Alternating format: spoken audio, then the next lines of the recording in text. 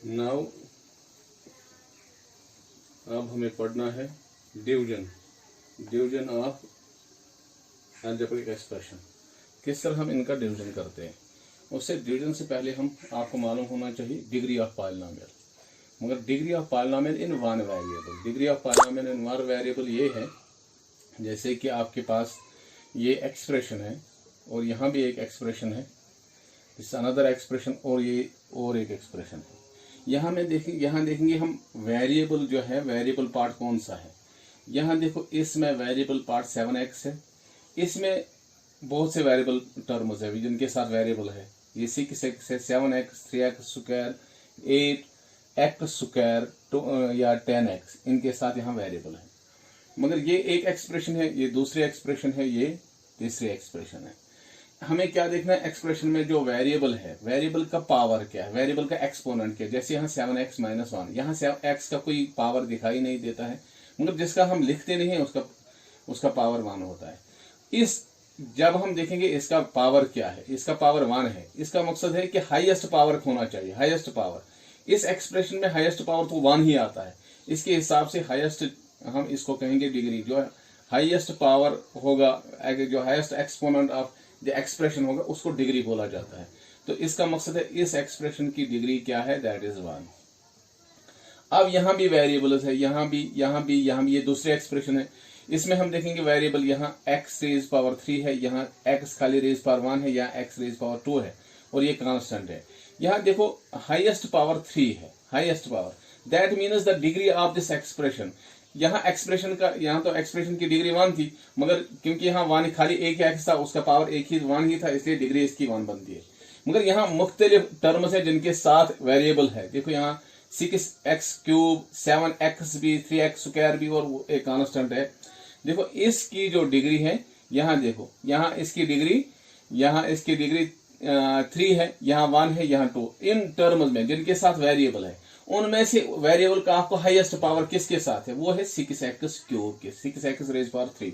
इसका मकसद है जिसका हाईएस्ट एक्सपोनेंट होगा, जिसकी हाईएस्ट पावर होगा, तो वही डिग्री होगी उस एक्सप्रेशन की। यहाँ देखो इस एक्सप्रेशन की आप डिग्री, यहाँ ये x रेज पावर 3 है, ये इतना पावर किसी x के साथ नहीं है, किसी टर्म के साथ नहीं है। इसका मकसद है इसकी डिग्री 3 है। हम कहेंगे क्योंकि इसी को हाईएस्ट पावर है, हम कहेंगे इसको डिग्री 3 है। और यहाँ देखो इसमें, यहाँ भी दो टर्म्स हैं जिनके साथ वेरिएबल है। एक के साथ x रेज पावर 2 है, दूसरे के साथ -10 रेज पावर x का पावर 1 आएगा। आपको मालूम है x रेज पावर 2 ये ज्यादा है 1 से, उसका मकसद है इस एक्सप्रेशन की डिग्री, हाईएस्ट पावर इसका 2 है, इसलिए डिग्री इसकी 2 है। उम्मीद है कि आपको अब ये डिग्री समझ आया होगा। अब दूसरा चीज आपको जो पढ़ना है, that is standard form of polynomial. Standard form of polynomial हम तब लिखते हैं जैसे जब हम किसी भी अलजेब्रिक एक्सप्रेशन को एक डिसेंडिंग ऑर्डर में लिखेंगे, टर्म्स को हम डिसेंडिंग ऑर्डर में लिखेंगे। डिसेंडिंग ऑर्डर मैंने यहाँ लिखा, मेरा कोई ऑर्डर नहीं है इसका, मैंने इधर लिखा 5x square + 7x³ + 3x raise power 4 - 8 + 9x। मगर ये इसका कोई ऑर्डर नहीं है, ना असेंडिंग ऑर्डर है ना डिसेंडिंग ऑर्डर है। अगर हम इसको ऑर्डर में देंगे तो हाईएस्ट पावर क्या है, डिक्रीजिंग ऑर्डर में लिखना। Highest power is 3 raise power x, इसी को लिखना है पहले हमें। ये बनेगा 3x रेज पावर 4। उसके बाद हम देखेंगे किसका पावर ज्यादा है, इसका, plus 7x raise power 3 plus ये, उसके बाद इस 5x स्क्वायर प्लस फिर 9x है -8। उसके बाद ये दो आ रहे, ये जो मैंने दूसरी एक्सप्रेशन बनाई है, इसको मैंने डिक्रीजिंग ऑर्डर दिया है। पहले 4 वेरिएबल का पावर आ गया 4, फिर वेरिएबल का पावर आ गया 3, फिर वेरिएबल का पावर आया 2, फिर वेरिएबल का पावर आया 1, फिर वेरिएबल का पावर आया 0। हाँ, इसके साथ ही मुझे याद आ गया कि ऊपर के इस डिग्री में अगर आपको खाली 2 आ गया, 2 की डिग्री क्या है, 2 की डिग्री हम उस वक्त लिखते हैं कि इसके साथ हम x देते हैं, 2 × 2x, मगर x का पावर हम 0 देते हैं, क्योंकि एनीथिंग रेज पावर 0 इज 1। उसी हिसाब से जब मैं ये x रेज पावर 0 लिखूंगा तो ये बनेगा 2 × x raise power 0, anything raise power 0 is 1, that is 2 × 1, वो 2 बनेगा। इसके साथ हम ये x रेज पावर 0 फिर लिखा नहीं जाता है। इसका मकसद है इस 2 की डिग्री क्या है, इसकी डिग्री 0 होगी। अगर कोई खाली कांस्टेंट होगा, कोई नंबर होगा, हर एक नंबर की जो डिग्री होती है वो 0 होती है। उसके बाद मैंने आपको ये स्टैंडर्ड फॉर्म ऑफ पॉलिनोमियल बोला था। हाँ, जब भी आप एक्सप्रेशन में वेरिएबल का एक्सपोनेंट होता है उसको आप किस में लिखोगे, इन टर्म्स को आप डिसेंडिंग ऑर्डर में लिखोगे, तो उसको हम कहते हैं स्टैंडर्ड फॉर्म ऑफ पॉलिनोमियल। उसके बाद है division of polynomial bye monomial. जब हम डिवीजन करेंगे पॉलिनोमियल को मोनोमियल से डिवीजन हम करेंगे, तो मगर इसके दो रूल्स है। किस तरह हम, दो तरीके हैं डिवाइड करने के। किसी भी पॉलिनोमियल को मोनोमियल से जब हम डिवाइड करेंगे, इसके दो तरीके हैं। जैसे मैंने पहला एक पार्ट यहां लिखा हुआ है, जैसे इधर है 4x square plus 3x by 2x। देखो, सबसे पहला स्टेप हम क्या करते हैं, पहला स्टेप जो हम करते हैं, हम ये जो है ये 2x ये हम डिवाइड करते हैं 4x square plus 3x। Divide में हम इसको नीचे बटा देते हैं, ये लाइन देते हैं और नीचे 2x लिखते हैं। ये पहला स्टेप हम करते हैं। उसके बाद दूसरा स्टेप जो हम इसका करते हैं, दूसरा स्टेप, इनको अलग अलग डिवाइड, मतलब जो इसका डिनोमिनेटर है, जो ऊपर की एक्सप्रेशन है, इस 4x स्क्वायर को अलग लिखेंगे डिनोमिनेटर और प्लस 3x को अलग लिखेंगे डिनोमिनेटर। जैसे इस तरह 4x square by 2x plus, बीच में प्लस की साइन है, 3x डिवाइड बाई 2x। अब हम देखेंगे, ये हो गया दूसरा स्टेप। पहले हम इस तरह लिखते, दूसरा स्टेप ये करते हैं। तीसरे स्टेप में हम क्या करते हैं, जो तीसरा स्टेप है, जो इनका कॉमन नंबर होगा दोनों का ऊपर और नीचे, जैसे 4 है इधर, मैं 4 के फैक्टर से 2 into x by 2 into x. फिर इसी दूसरी टर्म को भी मैं ऐसे ही लिखूंगा 3 into x by 2 into x. जैसे इस तरह देखो, यहाँ 2 कॉमन है, ऊपर भी 2 कॉमन है, एक एक्स कॉमन है, एक एक्स कॉमन है, यहां भी इस टर्म में एक्स खाली कॉमन है, एक्स कॉमन है, यहां बचता है 2x is equal 2x plus 3/2। ये एक मेथड है।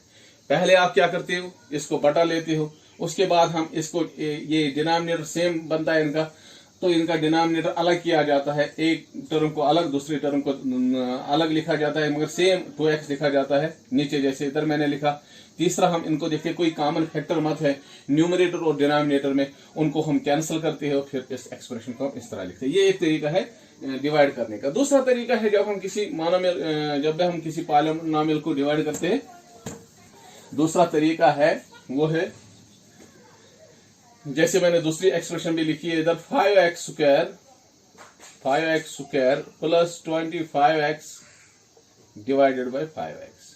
इस तरह, जैसे मैं यहां लिखूंगा, ये जो नंबर है ऊपर, मैं इसको लिखूंगा। पहला स्टेप हम इस तरह करते हैं, जिस तरह उसमें लिखते थे इसी तरह यहां भी लिखते हैं, पहले वाली मेथड में। दूसरा स्टेप हम क्या करते हैं, ऊपर का जो नंबर है इसको देखते हैं, कोई कॉमन मत है। देखो यहाँ 5 फैक्टर्स निकालते हैं, 5 इंटू एक्स प्लस 25 के factor 5 into x divided by, इसको भी हम फैक्टर निकालेंगे 5 इंटू एक्स, जैसे इस तरह लिखेंगे।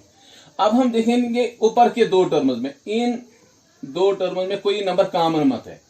अगर कोई कॉमन है, देखो यहाँ भी 5 है, एक्स है, यहाँ भी 5 है, एक्स है, ये भी कॉमन है, ये भी कॉमन है, ये भी कॉमन है, ये भी कॉमन है, तो मैं ये 5x बाहर निकालूंगा, तो बचता क्या है अंदर, बचता है अंदर x प्लस 5, तो नीचे भी यही 5x है, तो ये ऊपर का 5x और नीचे का 5x कैंसिल हो जाता है, तो बचता है x प्लस 5।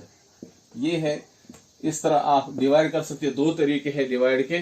उम्मीद है कि आपको ये किस तरह, आपको ये स्टैंडर्ड फॉर्म ऑफ पॉलिनोमियल या डिग्री ऑफ पॉलिनोमियल या division of a polynomial bye monomial समझ आया होगा।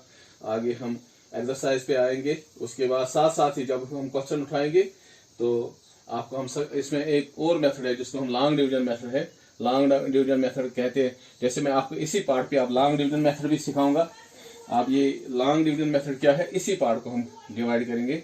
5x square plus 225x divided by 5x।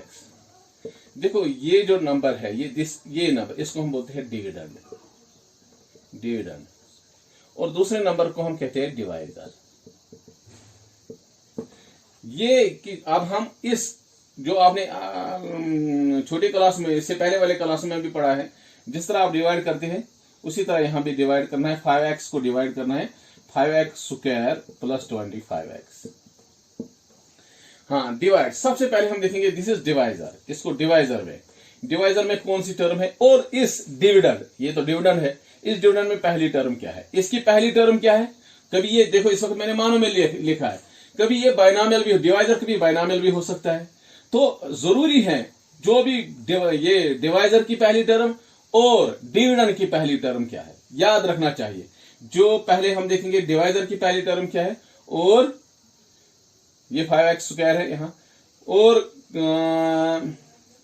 और डिविडेंड की पहली टर्म क्या है, यहाँ पहली डिवाइजर की टर्म 5x है, यहाँ 5x² है। इन दो को हम डिवाइड करते हैं इस तरह, मैं पहले डिविडेंड को लिखूंगा 5x² बाई 5x। हम देखेंगे ये 5 और ये 5 कॉमन, यहां देखो ये x² आता है, x² हो गया x into X by x, ये x और x कैंसिल हो जाएगा, तो बचता क्या x। इसका मकसद है जो वहां से आ गया वो x हम यहां लिखते हैं, ये x लिखते हैं। इसका मकसद हो गया इस x से हमें इसको मल्टीपल करना है, हम इसको मल्टीपल करेंगे x इंटू 5x, ये बनेगा, ये इसका न्यूमेरिकल पार्ट 1 है, 1 into 5 that is 5, x into x that is x²। अब हम लिखेंगे इस x से हमने इस डिवाइजर को, अब इस x को हम कहते हैं कोशंट, इस कोशंट से हमने इस पहली वाली टर्म को या इस डिवाइजर को मल्टीपल करना है, चाहे ये मोनोमियल होगा, चाहे ये बाइनोमियल होगा, चाहे ये ट्राइनोमियल होगा। अगर ये मोनोमियल तो एक ही टर्म को मल्टीपल हो जाएगा, अगर ये यहां पर जो आता है वही नंबर, अगर ये बाइनोमियल होगा तो इस कोशंट से दोनों टर्म्स को मल्टीपल हो जाएगा। अगर ये कोशंट एक ही नंबर है, अगर यहां ट्राइनोमियल होगा तो तीनों टर्म्स को मल्टीपल हो जाएगा। अब हमने देखा तो बनता है 5x², उसके बाद हम क्या करते हैं 5x², तो इसके बाद इसकी साइन चेंज हो जाती है, ये प्लस था ये माइनस बन जाएगा। अब देखो ये प्लस 5x², ये माइनस 5x², ये कैंसिल हो जाता है, और ऊपर क्या नीचे क्या बचता है, यहां बचता है प्लस 25x, फिर प्लस लिखा नहीं जाता, सीधे हम लिखते हैं 25x। अब हम देखेंगे अब इस 25x को हमें इस 5x से मल्टीपल करना है, सीधे वही 25x डिवाइडेड बाई 5x। आप देखो फिर से ये x और x कैंसिल, 5 1000 5 5000, इसका मकसद है इसको प्लस 5 से हो जाएगा, प्लस 5 उधर बचता है प्लस 5। अब हम इस प्लस 5 से 5x को मल्टीपल करेंगे इंटू 5, देखो 5 इसका वेरिएबल पार्ट नहीं है, 5 इंटू 5 दैट इज 25, और इसके साथ x भी है, दैट इज ये बन गया 25x, हम लिखेंगे 25x, मगर दोनों पाई चाहिए ये नेगेटिव बन जाएगा, इस तरह यहां 0 आ गया। अब देखा आपने यहां हमारा रिमाइंडर जो है इसको रिमाइंडर बोलते हैं। जब आपका रिमाइंडर 0 आएगा, जब आपका रिमाइंडर 0 आएगा उस वक्त हम कहते हैं, ये मैंने इससे पहले भी बोला, इसको हम बोलते हैं डिवाइजर, जिससे हम डिवाइड करते हैं उसको डिवाइजर बोलते हैं, जिसको डिवाइड किया जाता है इसको बोलते हैं डिविडेंड, और जो वहां से आता है उसको हम बोलते हैं कोशंट। अब याद रखो जब हमारा रिमाइंडर 0 आ जाएगा, जब हमारा रिमाइंडर 0 आ जाएगा उस वक्त divisor is a factor of this dividend, और also x plus 5 that is quotient is a factor of this dividend.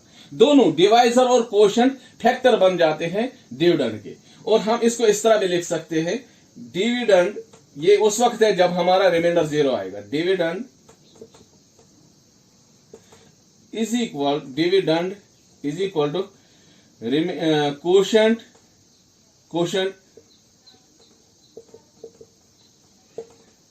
Into divisor, या डिवाइजर इंटू कोशंट। ये उस वक्त है जिस वक्त हमारा रिमाइंडर 0 आएगा, प्लस 0 भी लिख सकते हो 0। हाँ, कभी आप देखो, कभी हमारी टर्म, कभी हमारा ये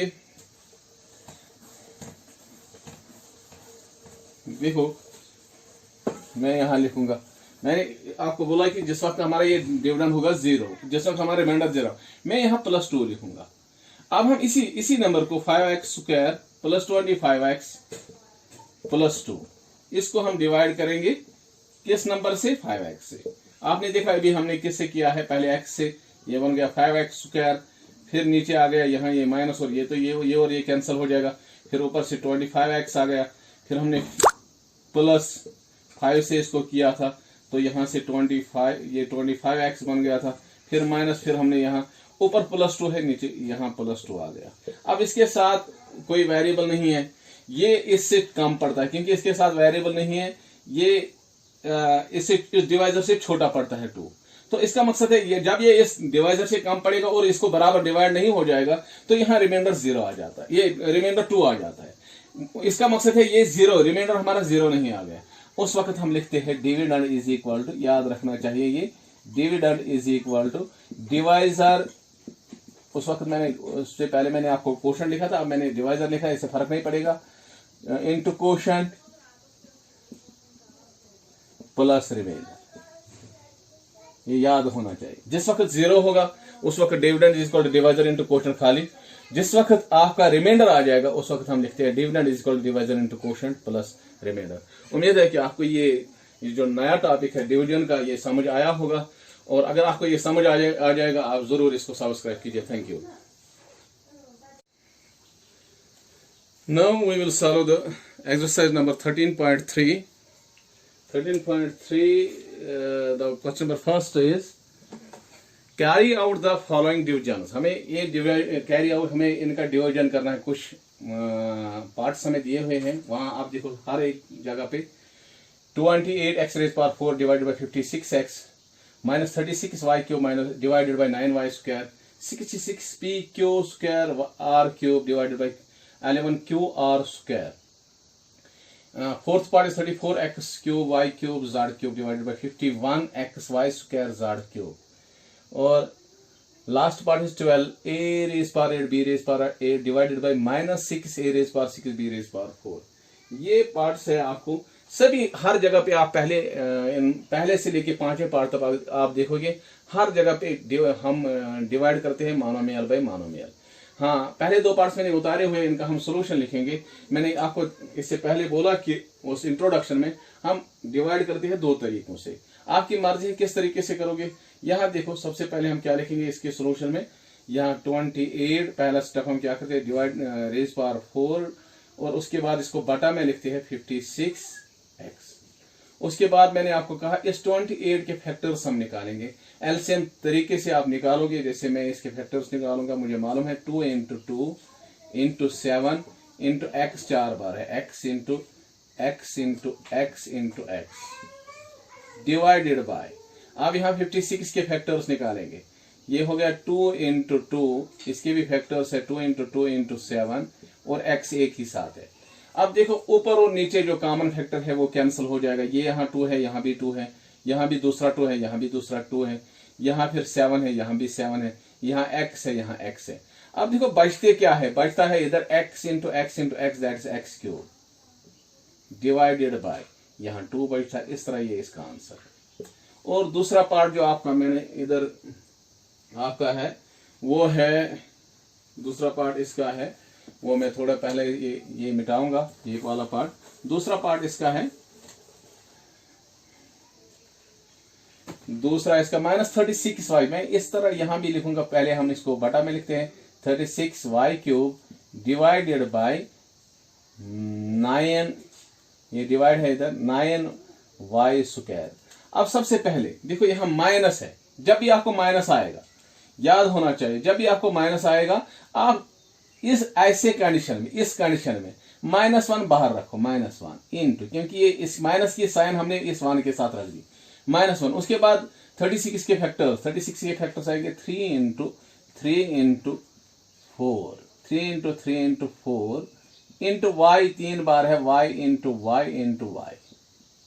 उसके बाद डिवाइडेड बाय 9 के factors 3 × 3 into y² that is y into y। आप देखो ऊपर नीचे कौन से कॉमन फैक्टर्स है, 3 और 3। यहाँ देखो y एक, दूसरा यहाँ भी एक y, यहाँ भी दूसरा y, यहाँ भी दूसरा y है। अब देखो बचता क्या है, -1 4 और एक y, -1 into 4 that is -4 into y that is -4y। आप देखो यहां से यहाँ कोई कॉमन नंबर नहीं है, इस तरह ये आंसर आ जाएगा -4y। उसके बाद हमारा तीसरा पार्ट ये यहाँ लिखा हुआ है, मैं तीसरा पार्ट करूंगा 66p² r³ divided by 11qr²। इसी तरह सबसे पहले हम इसको बटा के फॉर्म में लिखते हैं 66p² r³ divided by 11qr²।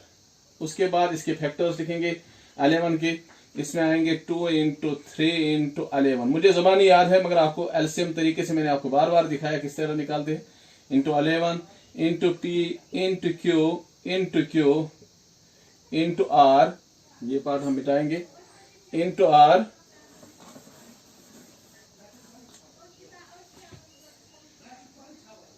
Q 2 बार है, आर 3 बार है, इंटू आर 3 टाइम्स लिखना है, R into R into R. उसके बाद डिवाइडेड बाय, ये पहले पार्ट्स में हम खोल के लिखते हैं और बाद में हम सीधे डायरेक्ट लेते हैं इसका common factor. 11 into 11 is a prime number, ये सीधे 11 ही रहेगा, into Q into R into R. देखो ऊपर 11 है नीचे भी 11 है, कट जाएगा, ऊपर क्यू है नीचे भी क्यू है, कट जाएगा, ऊपर एक आर है नीचे एक आर है, दूसरा आर भी कॉमन है, दूसरा आर भी कॉमन है। ऊपर क्या बचता है, 2 3 6, यहाँ पी, यहाँ क्यू, यहाँ आर, यहाँ बचता है हमारा 6 पी क्यू आर। इस तरह ये इसका आंसर आ जाएगा। उसके बाद हमारा आ जाता है part number 4। Part number 4 is part 4 है 34 x raise power 3 y raise power 3 y cube z cube divided by 51 x y square z cube. ये हमारा चौथा पार्ट है। इसको भी इससे पहले सबसे पहले मैंने क्या बोला, इसको बटा की फॉर्म में लिखेंगे 34 x raise power 3 y raise power 3 z raise power 3 divided by 51 x y square z cube. अब देखो अलग अलग फैक्टर लिखेंगे, इसे 34 के आ जाएंगे 2 into 17 into X cube, that is x 3 बार लिखना है, x into X into X into Y, वह 3 बार लिखना है, y into Y into Y, z भी 3 बार लिखना है क्योंकि z क्यूब है, z इंटू z। उसके बाद डिवाइडेड बाई हम लिखेंगे 51 के फैक्टर्स 3 इंटू 70 इंटू एक्स एक ही है, इंटू एक्स एक बार, वाई स्क्वायर वाई 2 बार लिखना है, Y into Y, Z cube that is Z 3 बार लिखना है, जेड इंटू जेड। देखो यहाँ 17 ऊपर भी है नीचे भी है, एक्स एक ऊपर है नीचे भी एक है, वाई 2 ऊपर है नीचे भी, ऊपर भी 2 है नीचे भी 2 है, जेड ऊपर भी 3 ही है नीचे भी 3 ही है, तीनों कट जाएंगे। अब देखो बचता क्या है, बचता है हमारा 2x into x that x square और y बचता है 2x स्क्वायर y और नीचे बचता है, खाली बचता है नीचे 3। इस तरह ये आंसर आ जाएगा। कोई इस तरह भी इसको लिख सकते 2/3 x स्क्वायर y, इस तरह भी लिखा जाता है। ये भी सही आंसर है, वो भी सही आंसर है। उसके बाद हम इसका लास्ट पार्ट करेंगे।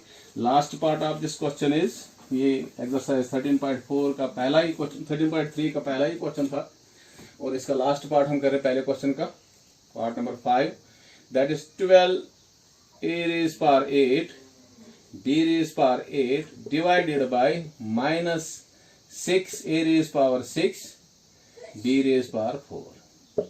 अब देखो सबसे पहले मैंने आपको बटा पिक्सार फॉर्म में इसको लिखना है। ये मैंने बोला आपको 12 a raise power 8 b raise power 8 divided by बटा की फॉर्म में -6 a raise power 6 b raise power 4। हम 12 के फैक्टर्स निकालेंगे, 2 into 6, 2 into 3 into 2 into 2 into 3 sorry, हाँ, इंटू a रेज पावर 8 बार, a into a into a into a into a 5 आ गए 6 7 इंटू b 8 बार लिखना है, b into b into b into b 4 बार 5 बार 6 7 और 8। इस तरह हम फिर नहीं लिखते हैं, डायरेक्ट हम लिखेंगे ऊपर कितने हैं कॉमन और नीचे कितने हैं वो डायरेक्ट लिखेंगे। हाँ यहाँ -1 है, -6 है, मैंने आपको कहा इससे पहले आप सिर्फ -1 इसका बाहर रखो, इंटू 6 के फैक्टर से 2 इंटू 3 इंटू a 6 बार लिखना, a into a into a into a into a into a into b 4 बार है, ये b है इधर, b into b into b into b। देखो ऊपर भी 2 है, 2 2 एक 2 सॉरी एक ही कटेगा, एक 2 है और ऊपर एक 3 है, नीचे एक 3 है, ये दोनों कट जाएंगे। एक 6 नीचे है, 1 2 3 4 5 6, ऊपर के 6 एक काटने हैं, 1 2 3 4 5 6 1 2 3 4 5 6, एक हमने काम लिखा था और एक लिखना है। हाँ 7 आगे 8, 4 भी कटेंगे, 1 2 3 4, 1 2 3 4, अब 4 रह गए। तो ऊपर क्या बचता है 2a square, a into A that is a square, 2a square और b 4 बच गए b raise power 4 divided by, नीचे माइनस आ गया, माइनस यहाँ क्या बचता है, यहाँ खाली -1 बचता है, -1, मगर माइनस हम नीचे नहीं रखते हैं। इस तरह हम इसको -1 से ऊपर भी मल्टीपल करेंगे, नीचे भी, क्योंकि माइनस जो डिनोमिनेटर में होता है वो उसको ऊपर न्यूमरेटर में ले जाता है। तो उसका तरीका, इसको स्टैंडर्ड फॉर्म में लाने के लिए ये -1 से ऊपर भी और नीचे भी मल्टीपल किया जाता है। तो -1 से इसको मल्टीपल करेंगे तो ये बनेगा -2a raise power A square, ये स्क्वायर है इधर मैंने ए लिखा था, a स्क्वायर b raise power 4 divided by 1, और फिर 1 लिखा नहीं जाता, खाली -2a square b raise power 4। उम्मीद है कि ये क्वेश्चन नंबर 1 आपको समझ आया होगा, और जब आप इसको देखोगे इसको सब्सक्राइब ज़रूर कीजिए। Thank you.